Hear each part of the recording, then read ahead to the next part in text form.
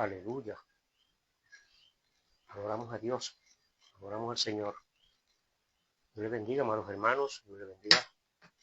Dios le bendiga poderosamente a todos. Dios le bendiga a todas. Bienvenidos. Bienvenidas todos y todas a nuestro programa Verdades que son irrefutables del Evangelio de Jesucristo. Una vez más, para hablar de la palabra del Señor, como el Señor siempre me ha permitido, hoy no será la excepción. Traemos un tema muy interesante, el cual deseara que ustedes se quedaran por ahí y participaran de esta enseñanza hermosa y útil para nosotros los seres humanos. Pero antes nos encomendamos al Señor. Padre, te doy gracias por esta preciosa bendición que tú me concedes. Te dispongo a hablar de tu palabra y te suplico que me ayudes. Que yo pueda hacerlo, Señor, en el marco de tu voluntad y que seamos bendecidos con tu palabra de una manera hermosa y especial. Úsala, Señor, para llegar a lo profundo del corazón de toda persona que lo escuche. En el nombre de Cristo Jesús te lo ruego. Amén. Amén. Saludamos a todos los pastores, a todos los hermanos de la Iglesia de Cristo Jesús. Y saludamos también a todos los amigos, todas esas personas que todavía no se han convertido al Evangelio, que no forman parte de la Iglesia de Cristo, aunque digan que son creyentes, aunque digan que son cristianos. Esa es la verdad, esa es lamentablemente, por cierto, es una verdad irrefutable del Evangelio. Jesús dijo en cierta ocasión, no todo el que me diga Señor, Señor, entrará al reino de los cielos. Y encontramos en este mundo, en todos los países, muchísimas personas que dicen que son religiosos, pero sabemos por sus frutos que no son parte de la Iglesia de Cristo Jesús. Porque el Señor también enseñó y dijo, por sus frutos los conoceréis. Así que hay una diferencia muy marcada entre el que es miembro de la Iglesia de Cristo y entre el que es solamente religioso. Gloria al Señor. En esta hora hablamos bajo el tema nos urge un abogado o la urgencia de un abogado. Todos sabemos lo que es un abogado. Un abogado es una persona que estudia en una universidad, estudia por lo menos que en Puerto Rico tarda cerca de 8 años esa carrera, en términos promedio, ¿verdad? Hay personas que tardan más porque trabajan y estudian a la misma vez, entonces pasan menos créditos cada año. Hay personas que están hasta 12, 14 años estudiando la carrera. A mí me dio clase una maestra que estaba estudiando en la escuela de leyes y llevaba ya más de 12 años estudiando, pero al fin se graduó. Y así por el estilo. Un abogado es una persona o una abogada. Hay muy buenas abogadas. Es una persona que estudia a cabalidad y conoce al dedillo todas las leyes de la constitución de un país o de varios países, pero específico de uno del que ella va a trabajar allí. Entonces, esa persona está capacitado para defender a un acusado en un juicio, en una corte, donde hay un magistrado y un juez que va a dictar una sentencia en base a la fórmula acusatoria que presenta el fiscal. El fiscal es una persona que representa la constitución del país. La constitución es un libro de leyes, o varios libros, son muchos libros. Ahí están contempladas todas las leyes que rigen en cada país. Pero como los libros no hablan, porque son objetos inanimados, los libros no pueden ir a la corte a decir, la ley dice esto y esto y esto, y tal persona lo violó. El libro no puede decir eso. Pero entonces hay un abogado, un hombre, que estudia para abogado y después de eso pasa a ser fiscal y conoce la ley así. Y entonces le dice al juez, le dice a la sala, le dice al jurado, en qué esa persona ofendió la ley, violó la ley, y por tal o cual razón tiene que ser juzgado y condenado de acuerdo a la sentencia que dicta esa ley. Tantos años de cárcel o tanto dinero de multa o embargue de propiedades y cuántas cosas, todo eso. El fiscal acusa, presenta los cargos en base a lo que dice la ley. El juez, escuchando, así se llama, por eso se llama juez, porque él es el que juzga y toma una determinación, que también es un abogado muy experimentado, que ha pasado otros estudios más allá y se ha convertido entonces en juez y tiene la capacidad intelectual de dictar una sentencia justa. Pero el abogado que tiene esa persona que está siendo acusado también presenta recursos de ley donde con esa ley defiende los tal vez posibles puntos de la ley misma que se le están violando a ese acusado, pretendiendo de alguna manera hacerlo ver inocente o por lo menos con menos culpa de la que conlleva según el código legal. Eso es un abogado. Por eso se llama abogar por esa persona, intervenir para que su sentencia sea mínima o ninguna. Mínima o ninguna. Ahora bien, cuando hablamos de respecto al reino de los cielos y del evangelio, pues mire, también es el mismito caso. Es idéntico. El caso es igualito. La única diferencia es que el procedimiento y el protocolo que he mencionado del fiscal, del juez, del abogado y del acusado y del código legal de cada país es terrenal. Pero ahora vamos a hablar del código legal que es celestial, de procedencia celestial, el cual tiene unas cuantas leyes que nos juzgan, nos dicen cómo tenemos que vivir, ¿sí? Porque la Constitución de Puerto Rico, por ejemplo, yo vivo en Puerto Rico, yo soy puertorriqueño. Entonces, aquí hay un código legal que me dice a mí cómo yo tengo que vivir, las leyes que yo tengo que cumplir, lo que yo puedo hacer y lo que no puedo hacer. Hay un ejemplo bien marcado, por ejemplo, hay muchos así. En Puerto Rico es un delito conducir una motocicleta sin capacete, sin casco protector. La policía lo coge en la carretera guiando, conduciendo una motocicleta sin capacete y conlleva una multa bien grande. En el estado de Massachusetts, yo no sé si ahora, pero en el 1998 yo vivía en Massachusetts y allí la motocicleta no necesitan usar el casco protector para conducirla por cualquier carretera, inclusive las autopistas de alta velocidad. Por ejemplo, la ruta 95 y la 91, por la cual yo viajaba mucho, que se viaja límite de 65 millas por hora. Pero la gente va a 80, 70, digo, los vehículos. Y entonces ahí va la motocicleta a esa velocidad sin capacete de la persona. Hay gente que lo usan por protección y por seguridad, pero no es ley. Es decir, que las leyes dicen una cosa en un sitio, otra en otra.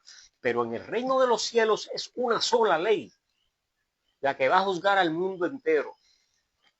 Eso lo dice la Biblia, eso es ley, eso es una verdad irrefutable del Evangelio.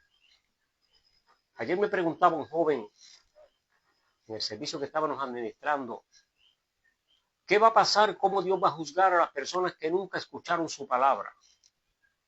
Y yo le dije, yo voy a ir más allá, mi hermano. Yo te voy a hacer la misma pregunta a ti. ¿Qué va a pasar con los indígenas que nunca conocieron la palabra de Dios? ¿Qué va a pasar con las personas que viven en las selvas, donde pasaron siglos, murieron y nunca la escucharon? ¿Y sabe lo que yo le dije? La respuesta es sencilla. Solo Dios sabe cómo lo va a hacer. Ningún ser humano está capacitado para saberlo. Punto. Las personas tienen una inmensa cantidad de argumentos que yo no sé dónde los encontraron, diciendo que Dios los va a juzgar así, así, así, así. Pero yo no sé quién le dijo eso a ellos, porque Dios no se lo ha dicho. Dios no ha hablado nada de esa gente. Aunque el apóstol Pablo sí deja luz sobre eso, no exactamente de las personas que vivieron en esos lugares, porque eso no lo menciona, pero sí menciona de los que vivieron sin ley. Y vivir sin ley significa vivir, puede significar dos razones, o dos formas. Uno que no le hizo caso a la palabra de Dios, o otro que vive en un lugar donde no existía un código legal que rigiera sus vidas. Pero aún así, aunque no tuvieran un código legal como el que tenemos nosotros, siempre habían leyes que cumplir. Por ejemplo, en Puerto Rico, el líder principal de la tribu se llamaba el cacique, y ese cacique tenía leyes que los indígenas tenían que cumplir. Es decir, que no era que no tenían leyes, sí tenían. ¿Cómo Dios los va a juzgar? Nosotros no sabemos. Nosotros podemos hablar de lo que la palabra de Dios enseña, de ahí en fuera no podemos opinar nada más. Entonces, en el caso del Evangelio, una verdad irrefutable del Evangelio es que todos los seres humanos vamos a ir a un juicio con nuestro Dios. Y en todo juicio tiene que haber un abogado. Y Dios, por cierto, preparó un buen abogado y nos lo dio de gratis. Eso es otra. Los abogados de la tierra cobran muy caro, lógico, porque estudiaron mucho y sus honorarios tienen que ser altos, se lo merecen. Si algún abogado me está escuchando, que yo sé que en algún momento dado puede ser, lo felicito y le brindo mis respetos y mis saludos. Se merecen esos honorarios. Pero usted sabe una cosa, el reino de los cielos nos da un abogado a nosotros gratis, no nos cuesta nada, simplemente porque ningún ser humano tiene con qué pagarlo. Entonces, por cuanto todos pecaron, dice el apóstol Pablo en Romanos 3:23, le está escrito, fuimos destituidos de la gloria de Dios. Al ser destituidos de la gloria de Dios, Dios sintió tristeza porque Dios siempre ha querido que el ser humano esté con él nuevamente en comunión y Dios proveyó un sistema, un plan que el apóstol Pedro dice que estaba planeado ya desde antes de la fundación del mundo, porque Dios, que es omnisciente, Dios sabía que cuando él creara al ser humano, el ser humano iba a fallar, iba a pecar, iba a caer de su gracia, iba a necesitar un abogado para ser reinstalado, restituido a la gloria de Dios, a la imagen de Dios, a la amistad con Dios, a la comunión con Él. Y ese abogado no es otro que nuestro Señor Jesucristo. Por eso leemos en la primera epístola del apóstol Juan, en el capítulo 2, en el nombre del Padre, en el nombre del Hijo y del Espíritu Santo. Hijitos míos, estas cosas les escribo para que no pequen. Pero si alguno ha pecado, abogado tenemos para con el Padre, a Jesucristo el justo.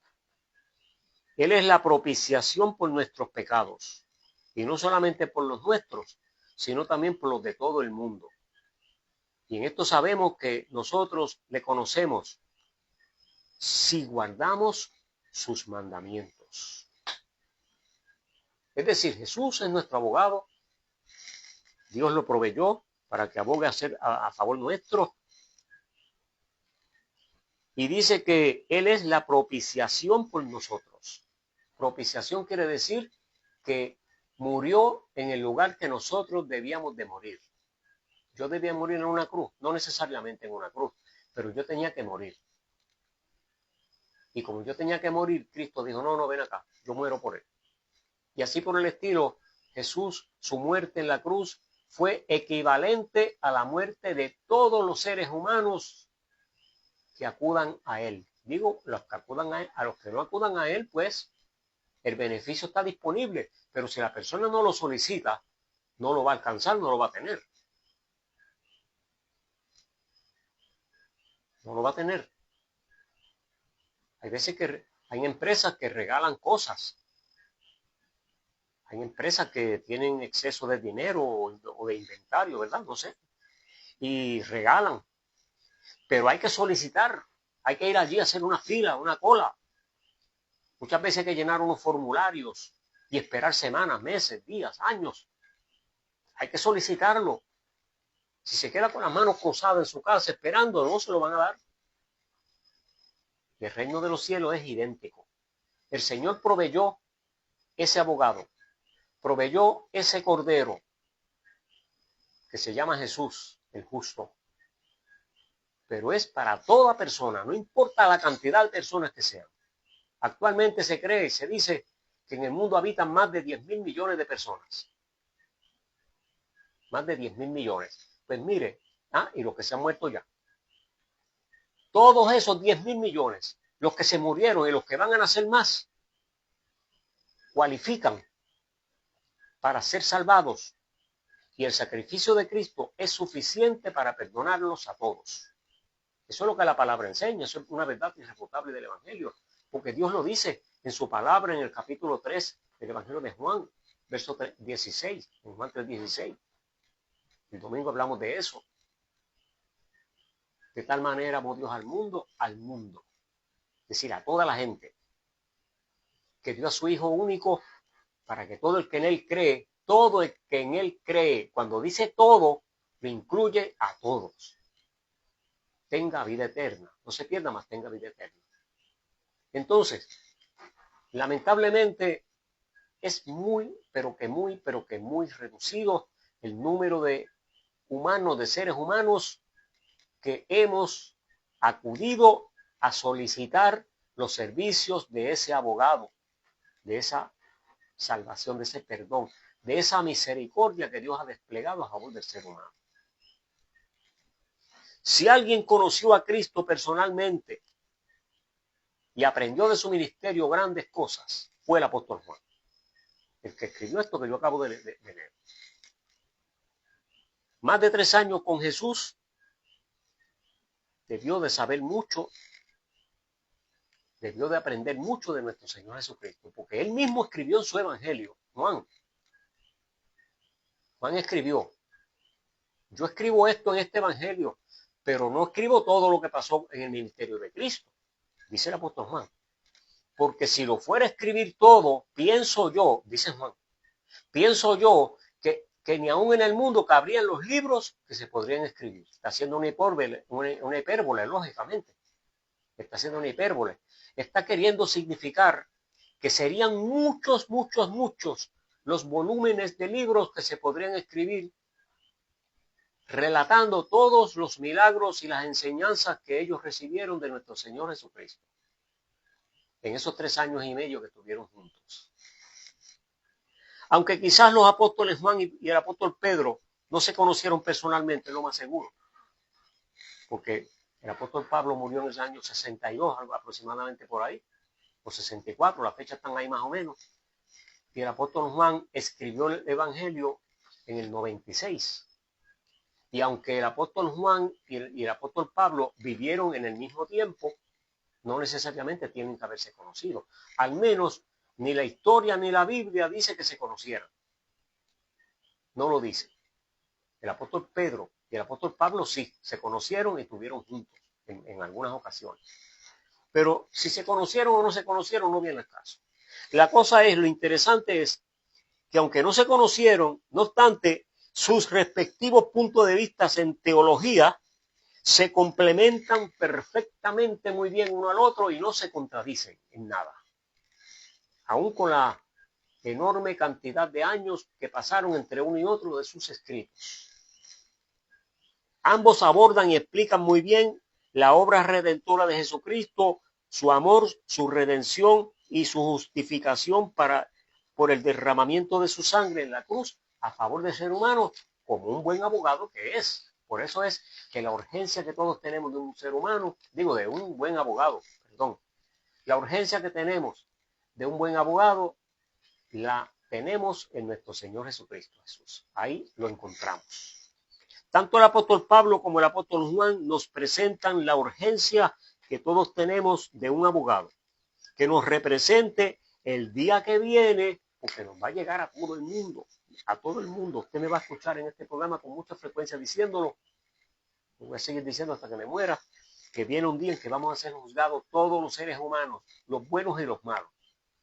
Nadie se va a quedar. En el cual tendremos que estar delante de Dios para ser juzgados. Y allí va a estar nuestro Señor Jesucristo.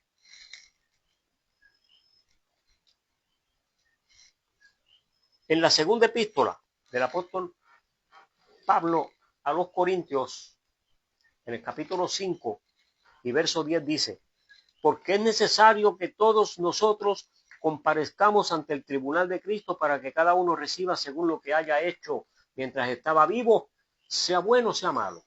No crea que si hizo cosas malas va a recibir algo bueno. Y si hizo algo bueno, muchas cosas buenas, entonces no va a recibir nada malo. Es decir, que aquí hay un juicio y hay una sentencia para los que hicieron algo bueno, o debo decir, para los que se convirtieron al Evangelio y para los que nunca lo hicieron. Para los que creyeron y para los que no creyeron. Van a haber dos sentencias diferentes. Y en Hebreos, en el libro de Hebreos, en el capítulo 9, verso 27, dice: de la manera que está establecido para los hombres y para las mujeres también, que mueran una sola vez y después de esto tendrán un juicio. ¿Habrá un juicio? Lo habrá, lo habrá, lo habrá. Eso la palabra de Dios lo dice y es una verdad irrefutable del Evangelio que nadie lo puede contradecir porque está escrito en la palabra de nuestro Dios. Y yo tengo que cuidarme de decirlo tal como está aquí. No lo puedo cambiar para que se vea bonito, ¿no? Pablo escribió en Romanos 3:23 que por cuanto todos pecamos, todos fuimos destituidos de la gloria de Dios. Y en Gálatas, capítulo 3 y verso 22, dice lo siguiente: mas la Escritura lo encerró todo bajo pecado para que la promesa que es por la fe en Jesucristo fuera dada a los creyentes. ¿A quién? A los creyentes. Es decir, que esa promesa la recibimos solamente los que son parte de la iglesia de Cristo Jesús. La promesa de la fe. Pero antes que viniera la fe, estábamos confinados bajo la ley, encerrados para que aquella fe que iba a ser revelada. De manera que la ley ha sido nuestro ayo para llevarnos a Cristo a fin de que fuésemos justificados por la fe. Es decir, que Jesús dice que cuando Jesús vino es por la fe que tenemos que acudir a nuestro Dios. Aquí no valen los sacrificios de ninguna clase. Y alguien me puede que me diga, pero ven acá, y en la iglesia de ustedes no dicen que hay que ayunar. Sí, lo dicen. Y en la iglesia de ustedes no dicen que hay que orar. Sí, lo dicen. No es la iglesia que lo dice, es la palabra de Dios que lo dice, que hay que hacer. Jesús lo dijo. Jesús dijo que cuando él fuera quitado, los discípulos tenían que ayunar. Sí, porque a Jesús le preguntaron, mira Jesús, los discípulos de Juan ayunan y los tuyos no. ¿Qué pasa? Y Jesús le dijo, ellos están conmigo, ellos no necesitan ayunar porque yo estoy con ellos todavía. Pero cuando yo me vaya, cuando yo me muera, ellos van a tener que ayunar. ¿Ves? Jesús lo dijo. Entonces, ¿cómo hay que ayunar? ¿Cuántas veces al día? ¿Cuántas a la semana? ¿Cuántas veces al mes? ¿Cuántas veces al año? Eso no viene al caso hoy, eso viene otro día. Pero hay que hacerlo. Entonces, ¿porque ayune mucho se va a salvar? No, no, no. ¿Cuántas horas hay que orar? Esa pregunta me la han hecho muchas personas, inclusive yo lo hacía también antes. Y es una pregunta muy al lugar, muy al lugar. Es muy importante que las personas se interesen en saber en la forma que tienen que hacerlo para agradar a Dios y alcanzar su misericordia. Es bueno que tengan esa inquietud. Pero ¿saben una cosa? La palabra de Dios no da ese detalle nunca jamás. ¿Cuántas horas tiene que ayunar al día? Ni tampoco con qué frecuencia tiene que ayunar. Son puntos, ¿cómo se dice eso? ¿Cómo lo puedo decir? Son puntos que son tan extensos, que se podrían decir tantas cosas, que a la larga estaríamos diciendo cosas como Cantinflas, que no sabemos lo que decimos. Y debo decir de otra manera, argumentos personales que la gente se sacan, yo no sé de dónde, de la mente de ellos, para decir cómo es que hay que ayunar, cómo es que hay que orar y cómo es que hay que hacer esto o lo otro. Jesús lo dijo claro, hay que orar y punto, se acabó. Y hay que ayunar y punto, y se acabó. Cada uno lo decide de acuerdo a cómo tenga la disponibilidad de tiempo y de salud física. Pero aún así eso no le garantiza salvación a nadie, ni perdón tampoco, porque no es por obras para que ninguno se gloríe. Porque si fuera a base de ayunos, los que tienen buena salud tendrían ventaja contra las personas que no tienen salud, que no pueden ayunar. Si fuera porque puede orar muchas horas, también tendría ventaja los que tienen buena salud en contra de los que no tienen buena salud. O los que trabajan mucho tendrían menos ventaja, menos tiempo para orar que los que no tienen trabajo, porque los que están jubilados, ¿ves? No es por obras, que hay que ayunar y que orar, sí, pero eso no es tan determinante para la salvación. Hay algo más que eso. Yo sé que a mí mucha gente me dice que yo hablo cosas en contra de lo que ellos enseñan en sus iglesias. Sí, seguro que sí. Seguro, seguro. Yo estoy de acuerdo y yo lo acepto. Yo enseño puntos que van en contra de lo que muchas iglesias enseñan. Claro que sí, yo lo enseño así. Y lo digo y lo creo. Pero una cosa sí yo sé también, estoy seguro, que yo no enseño nada que no esté en la palabra de Dios. Y posiblemente algunas cosas que algunos estén defendiendo a brazo partido no están en las escrituras. Y por eso es que yo no tengo problema en que me señalen, porque son verdades irrefutables del evangelio, que a mí nadie me la puede refutar. En cambio, lo que ellos dicen no se puede sustentar con la palabra de Dios. Porque la palabra de Dios no hay ningún lugar que diga que usted tiene que ayunar 5 veces al mes. Un ejemplo. Ni que usted tiene que orar tantas horas al día. No lo hay en ningún lugar. La única parte de la Biblia que da algún detalle, y no fue una institución, si fue más una reprensión que otra cosa. Cuando Jesús estaba orando en el Getsemaní, la noche antes de ser entregado, encontró a los discípulos durmiendo 3 veces. Iba y oraba y venía, estaban durmiendo. Volvía, se iba, oraba y venía, estaban durmiendo. Y en una le dijo a Pedro, a los discípulos, le dijo, oren y ayunen. Digo, oren, para que no entren en tentación. Pero no le dijo, oren tanto. Le dijo, oren. Oren y velen. O sea, estén a la expectativa, estén pendientes. ¿Pendientes de qué? Esperando en el Señor y confiando en Él. Perseverando firme. A Pedro le dijo, no pudiste esperar ni una hora. Entonces la gente dice que a orar 1 hora mínimo. Jesús no dijo que teníamos que orar 1 hora. Porque de hecho él oró más de 1 hora. Pues él estuvo casi toda la noche orando. Le dije a Pedro, y no pudiste esperar ni 1 hora, pero no quiere decir que él instituyó que había que orar 1 hora. Pues entonces los que oran 5 están violando la ley, si fuera así, ¿verdad? Y los que oran media también. Entonces todos tendríamos que orar 1 hora. Esos son disparates que la gente se inventa.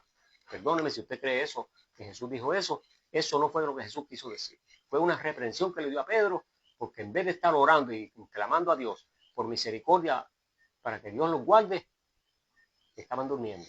Y eso es lo que el Señor dijo, que nosotros no podemos estar durmiendo, sino que tenemos que estar velando y percibiéndonos en el camino del Señor para estar preparados para el día que viene. Ningún ser humano puede obtener ese perdón de pecados por sus propios méritos ni por obras. Nadie la puede comprar por más ofrendas y por más dinero que regale aquí, regale allá y por más obras de caridad que haga. Porque vuelvo y repito, si fuera así, los que tienen mucho dinero tendrían ventaja sobre nosotros, los pobres. ¿Qué dice el apóstol Pablo en Efesios capítulo 2 y verso 5? Aún estando nosotros muertos, destituidos de la gloria de Dios, nos dio vida juntamente con Cristo por gracia. Véanlo, está en la epístola de Pablo a los Efesios, capítulo 2 y verso 5. Aún estando nosotros muertos en pecados, nos dio vida juntamente con Cristo. Por gracia sois salvos. Y juntamente con Él nos resucitó y asimismo nos hizo sentar en los lugares celestiales con Cristo. ¿Por qué dice que nos resucitó? Porque estábamos muertos. Estábamos destituidos de la gloria de Dios. Una vez somos reincorporados, restituidos a la comunión con el Señor, Dios, el apóstol Pablo lo dice, lo simboliza diciendo que salimos de muerte a vida, transformados, fuimos transformados, pasamos de muerte a vida, ahora somos resucitados juntamente con Cristo. ¿Para qué? Para mostrarle en los siglos venideros las abundantes riquezas de su gracia en su bondad para con nosotros en Cristo Jesús. Porque por gracia, de gratis, somos salvos por medio de la fe. Es decir, que es por la fe que podemos alcanzar ese favor divino. Y sabe una cosa, no es por dinero, porque los ricos nos llevarían ventaja a los pobres. No es por obras, porque los que tienen salud y posibilidades nos llevarían ventaja a los que no tienen salud y a los que no tenemos posibilidades. Aquí dice que es por fe. ¿Sabe por qué? Porque fe la puede tener cualquier ser humano. No importa que sea multimillonario o que sea un deambulante. Todos podemos tener fe. Si es rico, si es pobre, puede tener fe. Si es intelectual o es analfabeto, puede tener fe. Dios sabe hacer las cosas. Una cualidad que cualquier persona la puede tener, que es fe. Por eso es que somos salvos. Y esto no es de nosotros. Eso no viene de nosotros. Es un regalo que Dios nos dio. No por obras, para que nadie se jacte, nadie se gloríe, para que nadie se vanagloríe, para que nadie diga, yo sí es verdad que puedo, yo sí es verdad que soy. No es por obra para que nadie se gloríe, porque somos hechura suya, Él nos creó, creados en Cristo Jesús para buenas obras, las cuales Dios preparó de antemano para que anduviéramos en ellas, para que le sirviéramos.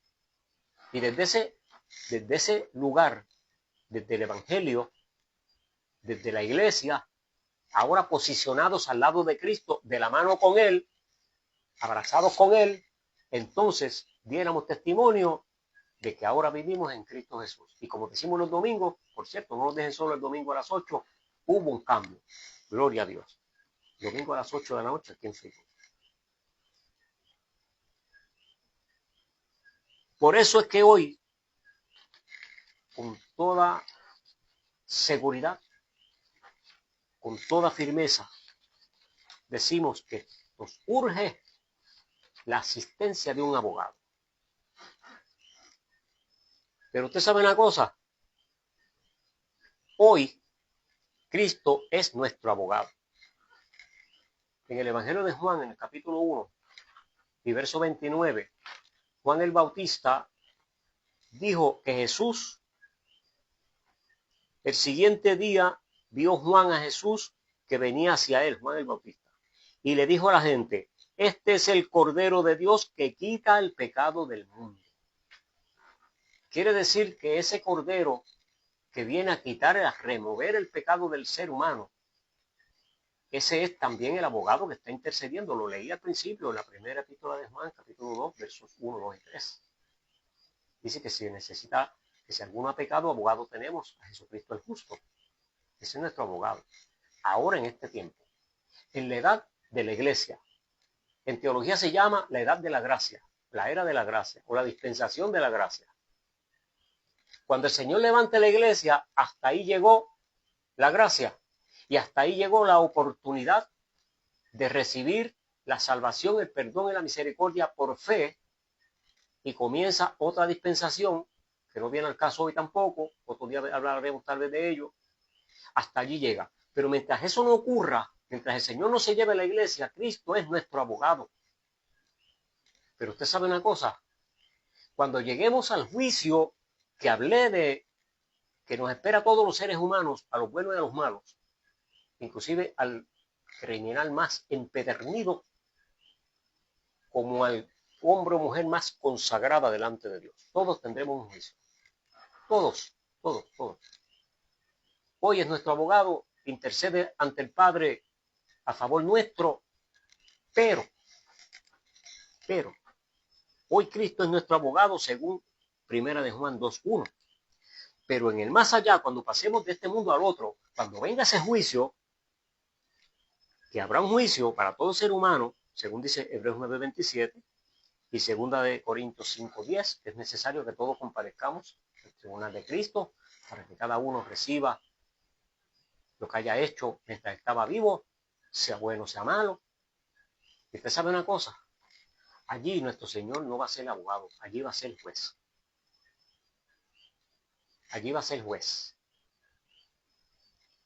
Y una cosa es abogado y otra cosa es juez. El abogado te defiende, pero el juez te mete a la cárcel, aunque te conozca. Un amigo nuestro, de aquí vecino, de aquí de mi barrio, yo lo conocí cuando éramos adolescentes los dos, porque tenemos la misma edad más o menos.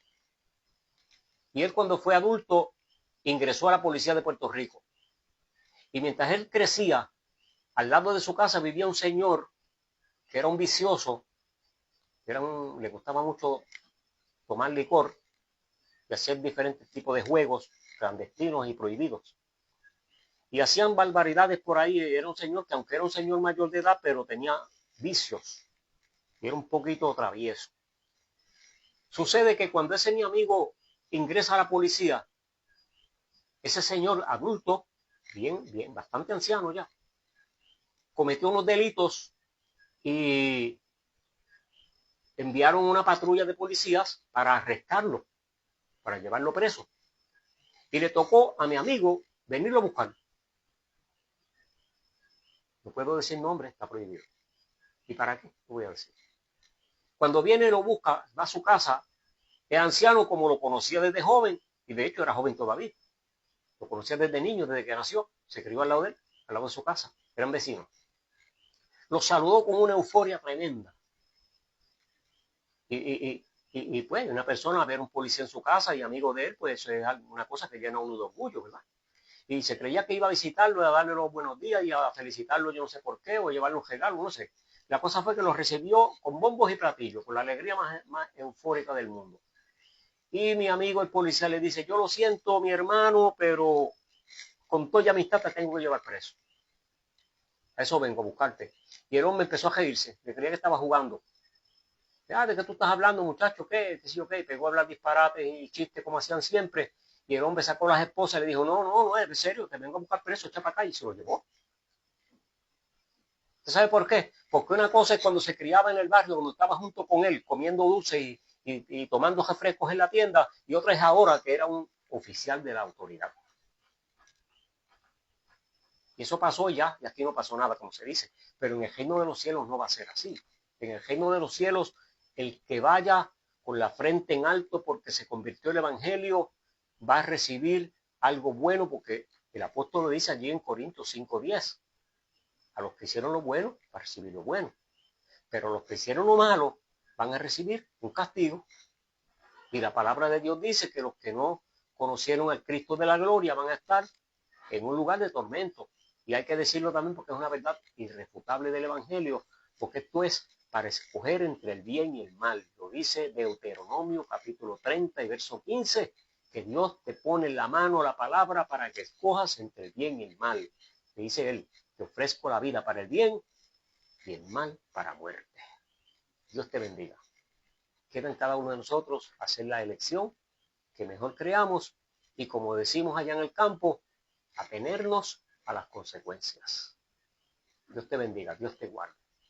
Dios es bueno, Dios es poderoso y agradezco al Señor esta bendición de poder hablar su palabra, que son verdades irrefutables del evangelio. Cualquier persona que quiera refutarlo lo puede hacer. Me puede escribir ahí en Facebook, me puede decir lo que usted crea, contradiciéndome, ¿no? A mí no me afecta para nada. No me afecta para nada, porque yo me mantengo y me amparo en lo que la palabra enseña. Porque cualquier persona que refute lo que yo he dicho, si estoy equivocado, es posible. Me corrijo y acepto la equivocación. Pero de lo contrario, la palabra de Dios no admite ser refutada. Aleluya. Dios bendiga a los hermanos y hermanas que estuvieron por ahí con nosotros. Mi hermana Nidia Santiago, qué bueno, hermana Nidia, hacía tiempo que no se reportaba por ahí. La hemos extrañado mucho, esperamos que estamos bien.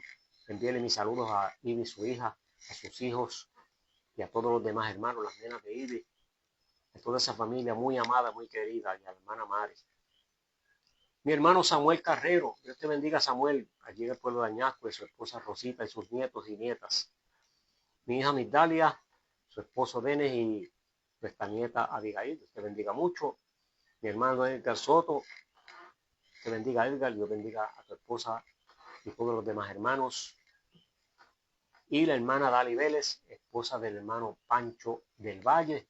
Ellos tienen un programa que se llama El Menú de Hoy, el cual no debemos de perdernos porque es muy importante escuchar esas verdades irrefutables que el hermano Pancho también trae. Aunque se llama El Menú de Hoy, pero él también trae verdades que son irrefutables del Evangelio.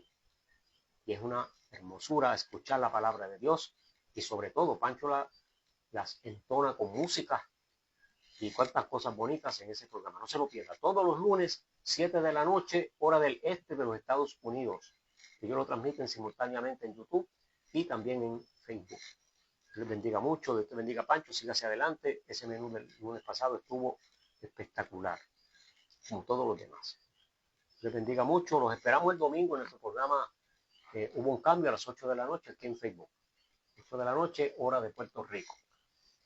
Amado Dios, te doy gracias por tu misericordia, por tu amor, por tu bondad, por el privilegio glorioso que tú me das de hablar tu palabra. Te ruego que tú uses, Señor, esta palabra, esta enseñanza, esta verdad del Evangelio para transformar vidas, para redarguir vidas, corazones, para que las personas entiendan la necesidad y la urgencia que tenemos de reportarnos delante de ti, solicitar los servicios de nuestro abogado que es Cristo Jesús, para estar preparados, Señor, para ese día que viene, en el cual estaremos ante tu presencia, en tu trono, para recibir la recompensa según hayamos labrado nuestra vida en este mundo. Te ruego, Señor, estas cosas, dándote gloria, honra y honor en el nombre de Jesús. Amén. Dios les bendiga, amados hermanos. Permita el Señor que tengan felices sueños, que descansen. Allá, Pancho, que no le haga mucho frío. Bueno, le va a hacer mucho frío, aunque yo le diga que no le haga. Arrópense bien, cúbranse bien, protéjanse. Denle mis saludos a su pastor, hermano Rafael Torres, y a los demás hermanos allí. Que sueñen con los angelitos buenos. Aleluya, Dios es bueno.